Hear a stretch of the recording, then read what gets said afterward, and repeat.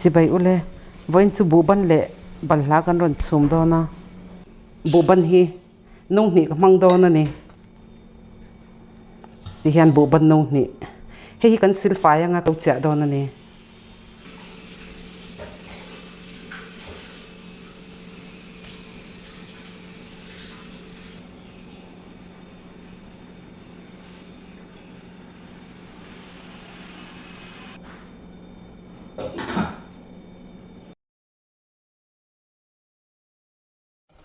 kan Buhban che po darkar ni alo ni to he lo nip to kan thli hul do na ni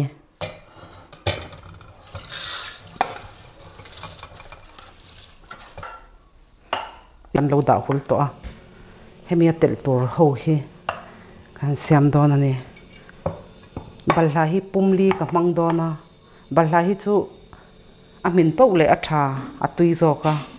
chuwang chuan amin lu tok kha poi lo reng reng ani Balhla hi kan lo khe anga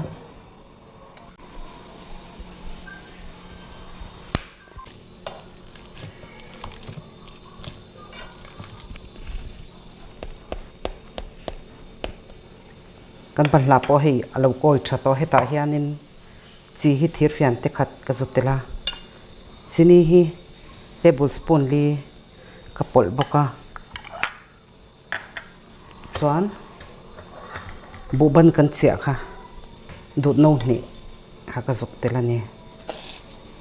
chini te po kha du chuan hei item te po kha atel theya Balhla po dut no khata khan Balhla pum ni hisab le chini thir fian choi thir fian ni hisab ang khanin katela Balhla hi alen vak lo chuanin tel hnem deuh mai tur ania a thlum dan te ro kha chu mane du ang khanin du thlum deuh chuan chini kha tel hnem mai tur ania hi kan lo fun don ani changel na in na hi meya ti hian ka zuk hema kan Buhban chuma kan tel tor kha tiang hi coconut ro hi ka mang do na hi ka silfai ve ka ti hianin chuan ti hianin kan not do na ni kan lo kang hmuyang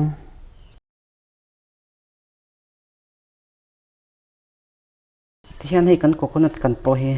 atok to kan lo ofang gas kha medium heat ta khan ka da char char ani kan lo phun to do na ni hei hi ma hi ti hianin ka tho venga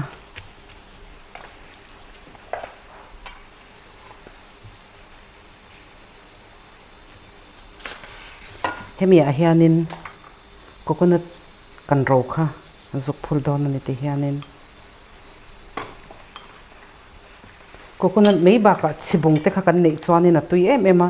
tun hi ka nei rem chang lo chuwang chuan ka tel lo top mai ni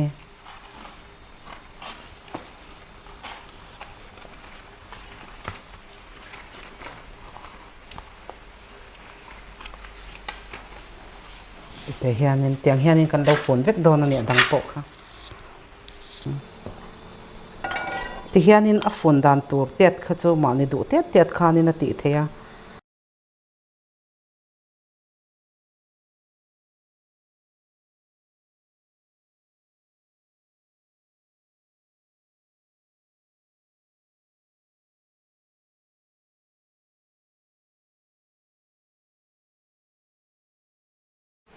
ti hian changel na mang kher lo po khan saranga hianin a thun thei ani ta hianin kan coconut kan hmui kha kan zuk tel ve le anga chuanin hei hi thol ve de hlek khanin kan char don ani heti ang bor vel hianin tiang kan met pe ranga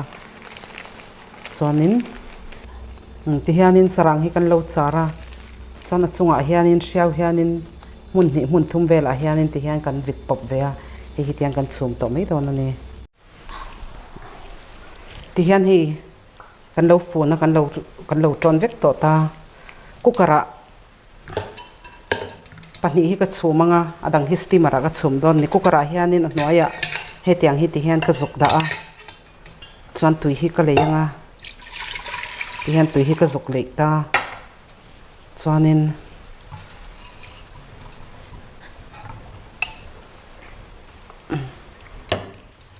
chuan hei kan steam dawn ani steamer ah hianin hei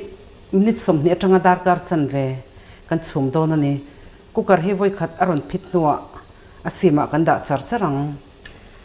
hetianga han siam te he tui ve em hi kan siam ve dan ania siam dan hi chu a sang hi oma darkar chan ve kan lo chuang dawn ani me hi a medium flame ah kan da anga ti hianin kan buhban chhumpo cooker ami hi voi khat a phit to a hi kan da sim dawn ani a min thleng khan kan lo ur dawn ani ti hianin cooker atang te po hian a rim hi ron chhuaka a min rim hi a ron nam ve a kha a hriat thei dan pakhat ania balhla le buhban rim a ron hmui chak be ani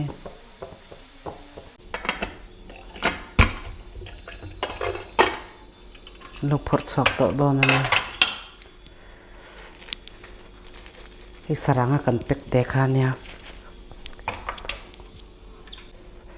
kan lo da hul le ang ti hianin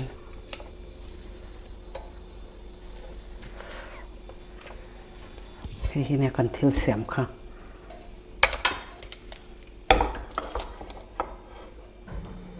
hei cooker kan chhum kha nia hei kan om kha nia hei panin kan phor chhuaka hei ti hian saranga mi po hi min tha em ani siam hi ol sam se atui box sia thain ti zong te ni chuan in lo siam ve dawn ania ka channel min lo thlir saka wangin kalong le